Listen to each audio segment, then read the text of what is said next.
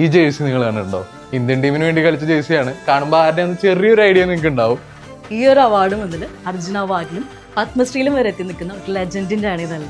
ദേ ഈ തൃശ്ശൂർ കോർപ്പറേഷൻ സ്റ്റേഡിയത്തിൽ സോഡ വിറ്റ് നടന്ന് പിന്നീട് ഇന്ത്യൻ ഫുട്ബോൾ ടീം ക്യാപ്റ്റനായ പയ്യൻ ഇന്ന് കേരളത്തിന്റെ തന്നെ തൃശ്ശൂരിന്റെ തന്നെ അഭിമാനമാണ്.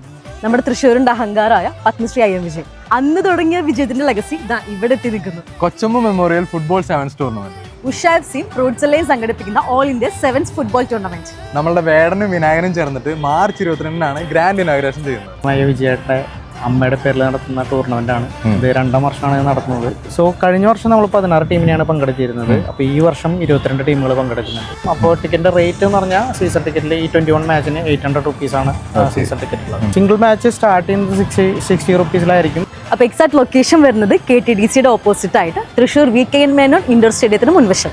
അപ്പോൾ ആരും മറക്കണ്ട, സെവൻസ് ഫുട്ബോളിന്റെ യഥാർത്ഥ എനർജി അറിയാനായിട്ട് ഇങ്ങോട്ട് വന്നാൽ മതി.